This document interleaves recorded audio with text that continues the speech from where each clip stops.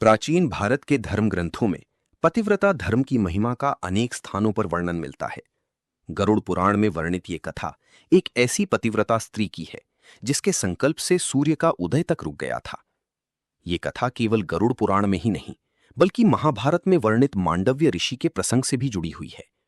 तो आइए सुनते हैं कौशिक ब्राह्मण और उसकी पतिव्रता पत्नी की अद्भुत कथा। पुराने समय में प्रतिष्ठानपुर नामक नगर में कौशिक नाम का एक ब्राह्मण रहता था। वह कुष्ठ रोग से पीड़ित था।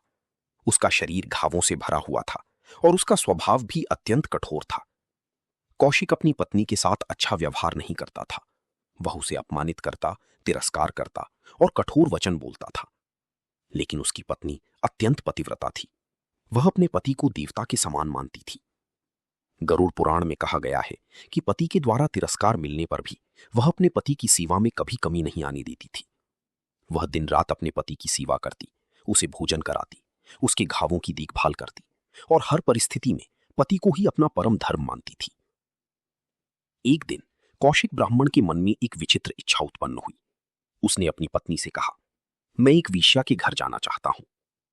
यह सुनकर भी उसकी पत्नी के चेहरे पर क्रोध नहीं आया। उसने पति की इच्छा को ही अपना धर्म समझा। उस समय रात्रि का अंधकार था। पत्नी ने अपने पति को कंधे पर बैठाया और वेश्या के घर की ओर चल पड़ी। मार्ग सुनसान था।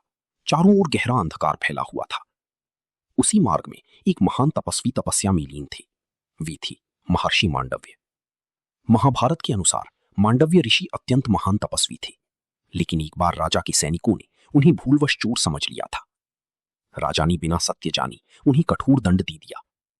लोहे की एक बड़ी शूल पर बैठाकर उन्हें दंडित किया गया। फिर भी मांडव्य ऋषि जीवित रही और उसी अवस्था में तपस्या करते रही। उस रात अंधकार के कारण कौशिक ब्राह्मण और उसकी पत्नी मांडव्य ऋषि को देख नहीं पाई। चलते समय कौशिक का पैर अनजाने में मांडव्य ऋषि के शरीर से टकरा गया। जैसे ही ये हुआ, मांडव्य ऋषि की समाधि भंग हो गई। उनके शरीर में असह्य पीड़ा उत्पन्न हुई। क्रोध से भरकर उन्होंने कहा, जिस व्यक्ति ने मेरी तपस्या भंग की है, सूर्योदय होते ही उसकी मृत्यु हो जाएगी। ऋषि का शाप सुनते ही कौशिक की पत्नी भयभीत हो गई। लेकिन अगले ही क्षण उसने अपने पतिव्रत धर्म का स्मरण किया।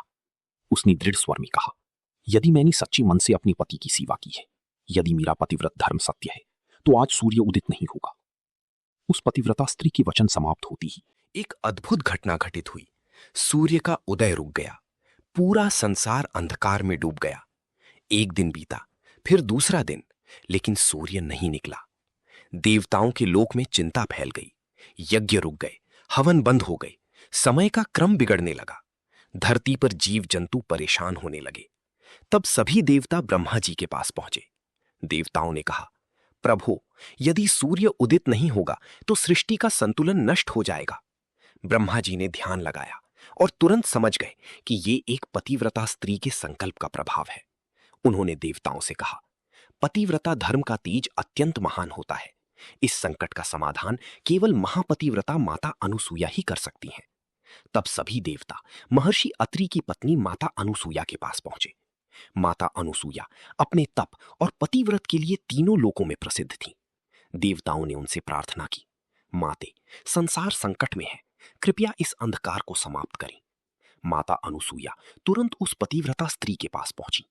उन्होंने प्रेम पूर्वक उसे समझाया, पुत्री, तुम्हारा पतिव्रत अतुलनीय है, लेकिन संसार का कल्याण भी आवश्यक है। सूर्य का उदय रुकने से समस्त प्राणी कष्ट पा रहे हैं। पतिव्रता स्त्री ने विनम्रता से माता अनुसूया की बात स्वीकार कर ली। उसने अपना संकल्प वापस ले लिया और फिर अनेक दिनों के बाद सूर्य उदित हुआ।